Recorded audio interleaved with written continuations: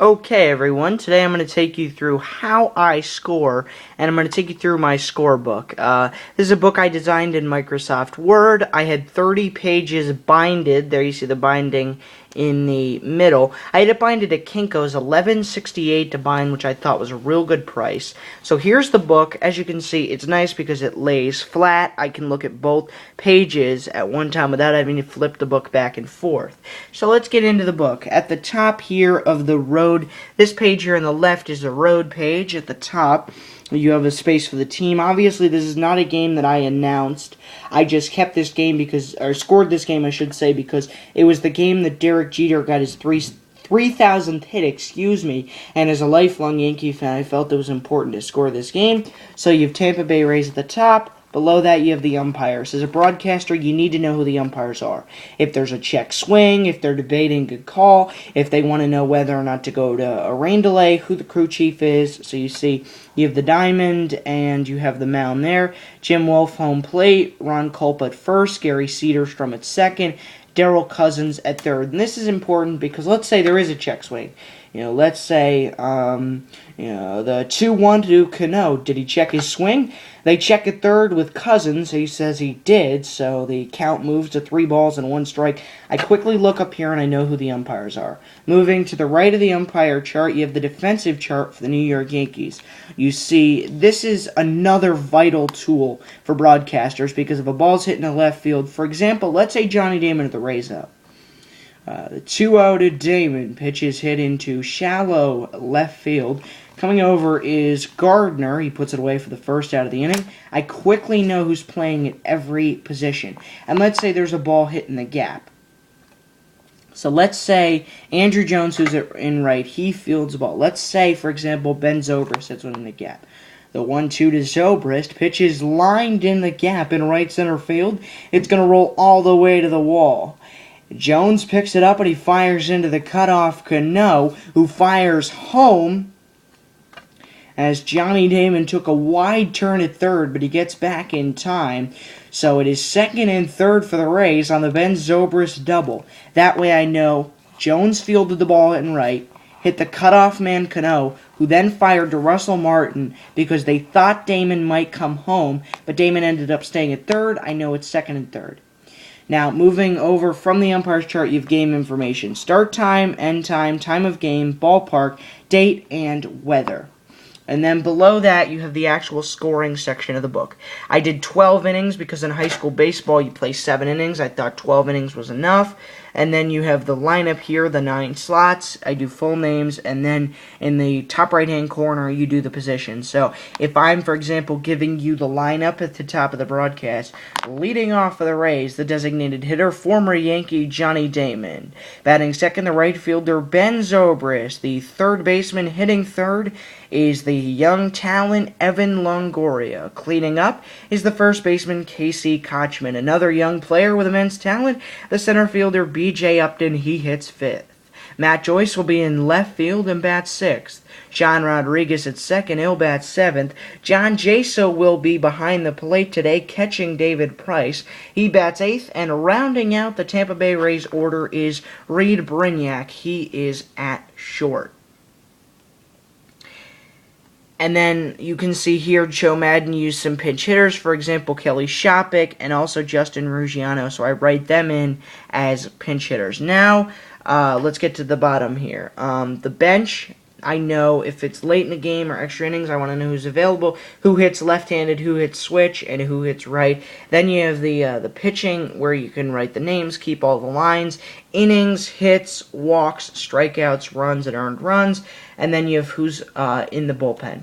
Now if we slide over to the home section, same thing at the top of the team. And then you have this long scoreboard. That allows me to keep score by inning. So for example, let's say we're in the 5th inning, and I want to do a mini recap. I want to say the Rays drew first blood, scoring once in the top of the 2nd. Yankees came back with 2 of their own in the bottom of the 3rd.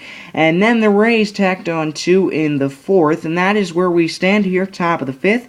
Rays 3 and the Yankees 2 from Yankee Stadium in the Bronx. And then when I'm recapping the game later, I can give you the runs, hits, errors, and left on base. For example, I'd say 5-10-0 beats 4-5-0. The Yankees left 8 men, and the Rays left 5. And then below that, you have the winning pitcher, losing pitcher, and who got the save. Then the defensive chart for the Rays. You can see they made several changes. So I cross out who was there, and then I write who replaced them. Now, it's a light cross, so I can still know who was originally there. For example, if I want to talk about who's in left field, I can say Matt Joyce started the game in left, and he was replaced by Justin Ruggiano. Now, to the right of the defensive chart, you have notes for odd occurrences, rain delays, ejections. I can tell you what time a rain delay started, what time the game picked up again, just odd occurrences like that I want to note. And then same kind of score, and then same thing with the bench, pitchers, lines, and the bullpen at the bottom. Now let's get into the nitty-gritty of how I actually score. Now, the walks and the strikeouts are, and I should do this for hits as well, are running tallies. So, for example, you see K2 here. Robinson Cano struck out in the 3rd inning for the 2nd out. I write K2 so I know it's the 2nd strikeout for David Price, and I write a 2 below the K so I let you know that's the 2nd strikeout via the swing. So let's say Price struck out, let's see, David Price struck out 3 batters. I know he struck out 2 swinging and 1 looking. So I do a running tally of the strikeouts, so it's easier to add them up later on in the game. And also, if he gets a strikeout during the game, I can say swing and a miss. Cano down on strikes. That's the 2nd strikeout of the afternoon for David Price. As are the walks up here. You see that Curtis Granderson worked a walk in the 3rd. That's the 2nd walk allowed by David Price. You see, and then, by the way, outs, they go in the bottom left of the box, so I know, what out. So I can say, for example, in the 3rd, Cano struck out for the 2nd out of the inning. And then scoring plays, I circle. So, for example, I know that Derek Jeter's solo home run, his 3,000th hit, that's a scoring play. And also, I write the score in the box so I can tell you Derek Jeter got his 3,000th hit on a solo home run to left field. That tied the game at 1. And I do the diamonds, and then I shade in the diamonds. And then what I like to do is I like to write the initials. Here I have numbers, but I like initials better. Here you go. Here's an example right there of when I use the initials. So, for example, let me see who that is. That's Mark Teixeira. I know in the 7th inning he walked, and I know that Russell Martin brought him over to 2nd. So I can say Mark Teixeira led off the 7th and worked a walk, and Russell Martin brought him over to 2nd. And then I look down later on in the inning, I see that Russell Martin, he walked, which then forced Teixeira over to 2nd, and then Teixeira was left on base, and I keep a left on base. It's a running tally in the margin. Let's see, other things that I can go, pitchers, for example. So Brendon Gomes is used here in the 6th inning, and I write, when a pitcher's going to come out, I write the last batter that they face.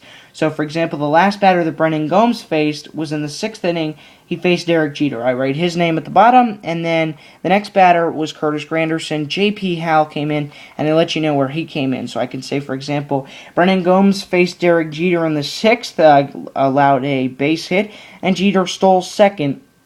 That was the last batter Gomes would face as J.P. Howell came in, and he struck out Curtis Granderson swinging for the 3rd out of the inning. And then, obviously, when a new pitcher comes in, the running tallies reset. And then for pinch hitters, let's see. Let's move over to the Rays because they use some pinch hitters. I also like to write in where the pinch hitter was used, because just by looking over at the lineups, I can tell you that Kelly Shoppach pinch hit for John Jaso, but I can't tell you when, so I write exactly where it happened at the bottom of the box. There it is. Kelly Shoppach, 7th inning with 1 out. There was actually a new pitcher. Corey Wade came in for Boone Logan, and Kelly Shoppach pinch hit for John Jaso. He flew out to the center fielder for the 2nd out of the inning. So basically, that is the layout of my scorebook. That's how I score. Thanks for watching. Send me your videos on how you guys score.